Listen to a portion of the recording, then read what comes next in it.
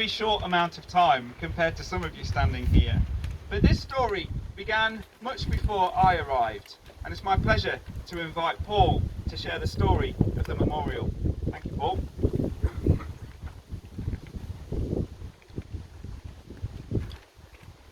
I'd like to tell you a story, and it's a true story, and it begins way back in 1944, on the 31st of August actually, and to be precise, exactly 81 years ago today. And to put the story into context, I need you to step back in time with me, and I want you to imagine you are standing where you are now, just before 2 p.m. on that day in 1944. It's a Thursday. You're probably hungry. You're probably hungry, weary, and unsure if you'll survive the war. For 5 long years, the country has been locked in a life or death struggle with Nazi Germany. Nightly bombing raids have killed almost 52,000 civilians in cities across the country. Germany's U-boats are close to starving them to submission. Britain's freedom is hanging by a thread, and the nation is totally exhausted.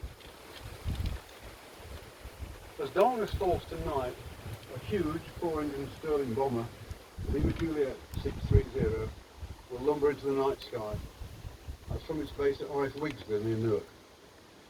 But the controls will be Australian pilot Bruce Wilkinson, plus the flight sergeant. The rest of the crew are all young rookies on their first nighttime training exercise together. Lima Juliet will never return. Once airborne, Wilkinson turns the massive aircraft south, and beneath them there are no lights, just an inky darkness of the blackout that has smothered Britain every night for the past 5 years. Passing close to here, and out over the Trent Valley, they soon encounter what was described as the worst thunderstorm in living memory. Almost immediately, the aircraft is struck by lightning, causing the outer starboard engine to catch fire. With the aircraft now difficult to control, Wilkinson manages to turn north in an attempt to return to Wigsby and safety. However, he would have known that the aircraft was already doomed. Clear of the valley, approaching the higher ground surrounding Stanton by Dale, standing on this roadway, you can hear its stuttering engine as it approached trying to gain altitude. People at High Lodge Farm, just behind you, they look up through the storm and see the huge aircraft trailing fire and smoke past just feet above the top of their roofs.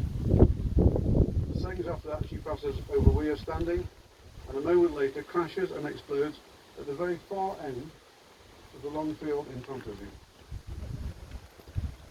Workers, mainly women, armament workers, rush out from nearby Stanton ironworks, but there's nothing anyone can do. The wreckage is spread over a shockingly wide area. There are no survivors. The time is exactly 11 o'clock. Fast forward many years, and a retired RAF officer by the name of Ted Peck attended a parish council meeting in Stanton by Dale. Addressing the council, he explained he wanted help to erect a memorial to mark the crash site, the site of Lima Juliet, before it passed from living memory. He was right to be concerned, because even now, very few people are fully aware of the disaster.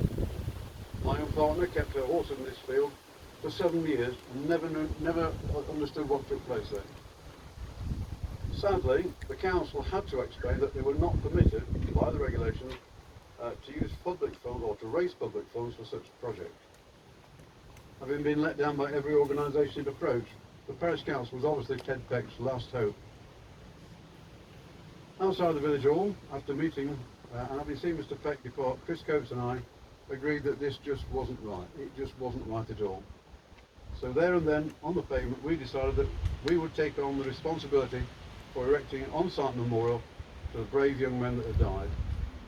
After all, how difficult could it be to build a memorial in an empty field?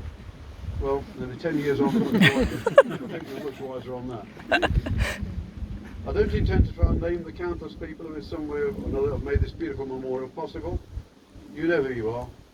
And standing here today, you can be proud of what you helped achieve.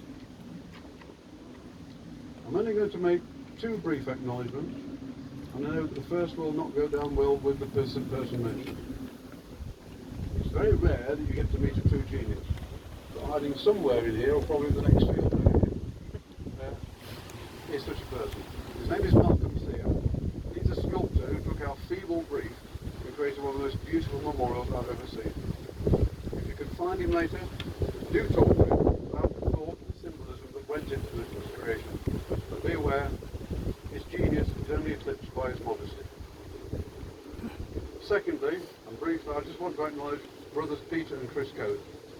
They stepped in to erect the memorial when a string of builders let us down, and at the dreadful moment when the cash ran out, they simply dug deep into their pockets and in true wartime spirit finished the job.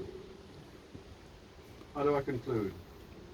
I think it's best to end with the final words on the memorial itself.